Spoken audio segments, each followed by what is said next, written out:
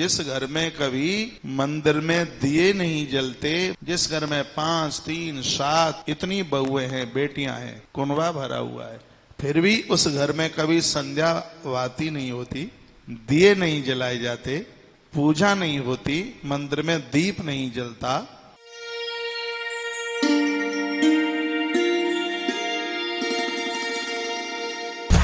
बहुत ध्यान से सुनिएगा। माता पार्वती जगदम्बा ने भगवान शंकर को कहा कि भूत कहां से आए, क्या ये भूत प्रेत होते हैं?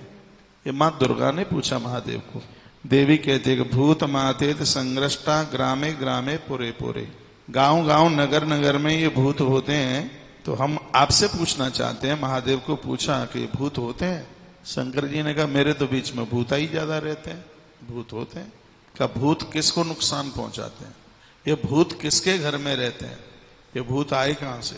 तो भगवान शंकर जवाब देते हैं, क्या कहते हैं? शरणु देवी प्रवक्ष्यामि यत्ते किंचन मनोगतम आस्ता का श्रद्धानाश भविंती ती मतिर्मम। देवी आपने बड़ी श्रद्धा से ये बात पूछी है मुझे, तो ये मैं तुम्हें बताए देता हूं कि ये भूत आ कहां से गए। तो लिखा है कि क्या लिखा है कि चाक्षुषांतरोति ते प्राप्ते वैव स्वंतरे दक्षापमानात् संजाता तदा पर्वत पुत्र का।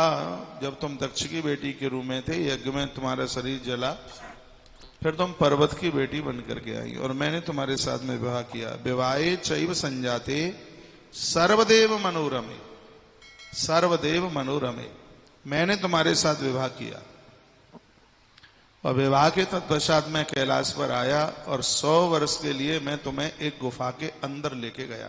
शंकर जी कहते हैं सुरते तब संजातम दिव्य वर्ष शतम यदा। संस्कृत के शब्द हैं, आप कोशिश करेंगे तो जरूर समझ में आएगा। सुरते तब संजातम दिव्यम वर्ष शतम तदा तदा देहि समुत्थाय निरोधान गता वही।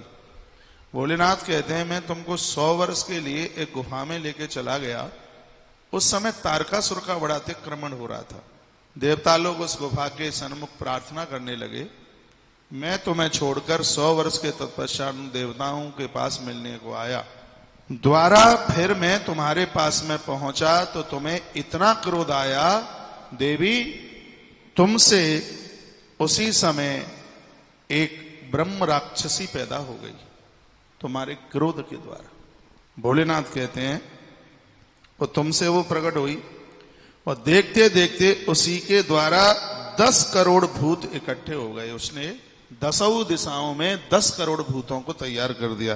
लेकिन 10 कोटि प्रभेदेन धराम व्याप्याम सुसंसेना। ये कथाएं सुनकर आपको ये लगता जरूर होगा कि कथाएं लिखी कहाँ है।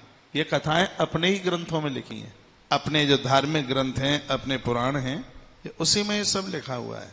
पूछा गया कि भगवान ठीक है ये मेरे क्रोध से प्रकट होगी, और वैसे भी कोई क्रोध करे तो भूत ही जैसा लगता है। मां परम्मा ने पूछा तो इनको जगह कहां मिली रहने के लिए, ये बता दीजिए।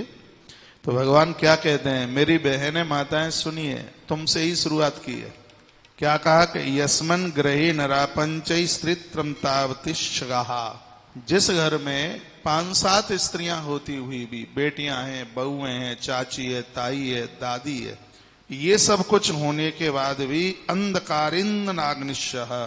बहुत ध्यान से सुनिएगा। उस घर में 5-7 स्त्रियां रहने के बाद भी जिस घर में कभी मंदिर में दिए नहीं जलते, भगवान शंकर कहते हैं देवी ये भूत वहां वास करते हैं। समझ रहे हैं क्या कहा है? यस्मन ग्रहे नरा पंच स्त्री त्रियम तावदिश्यगाः। जिस घर में 5, 3, 7 इतनी बहुएं हैं, बेटियां हैं, कुनबा भरा हुआ है, फिर भी उस घर में कभी संध्या वाती नहीं होती, दिए नहीं जलाए जाते, पूजा नहीं होती, मंदिर में दीप नहीं जलता। भगवान महादेव कहते हैं देवी ये भूत उस घर में वास करते हैं। और बताया, लिखा अंधकारेन्द्र नाग्न से तदई ग्रहे बसिस्तवः। तो मुझे विश्वास है कि आपके घरों में दिए जरूर जलेंगे। भोलेनाथ ने स्टाम्प ठोका है।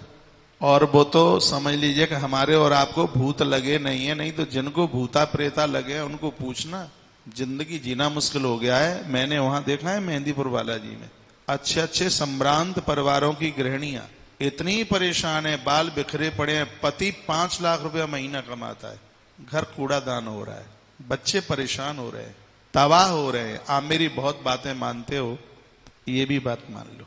संध्या का सूर्यास्त हो, रात होने से पहले घर में आप 10 लोग हैं, 5 लोग हैं, कितने भी लोग हैं, सुंदर मंदिर सजाइएगा। किसी के हाथ में घंटा घड़ियाल है, कोई संकट ध्वनि कर रहा है, कोई तालियां बजा रहा है, कोई मंजीरा बजा रहा है, उस समय भगवान की अद्भुत आरती उतारिएगा। वहां भूत क्यों रहेंगे, वहां तो देवता रहेंगे उस जगह। भगवान शिव कहते हैं अंधकारीद नाग्नस तद्ग्रहे बसति स्तवः। जिस घर में दोनों वक्त मिलते समय अंधकार रहता है, दिए नहीं जलते, देवी देवताओं को वंदन नहीं होता, प्रणाम नहीं होता, हे देवी ये मेरे गढ़ उस घर में वास करते हैं। ये भूता नाक में दम कर देते हैं। यदि ये भूता प्रेता किसी बेटी की भांवर में पड़ जाए, शादी के संग लोहे के चने चबा देते हैं। इनको दूर करना मुश्किल हो जाता है, जिंदगी जीना मुश्किल हो जाता है।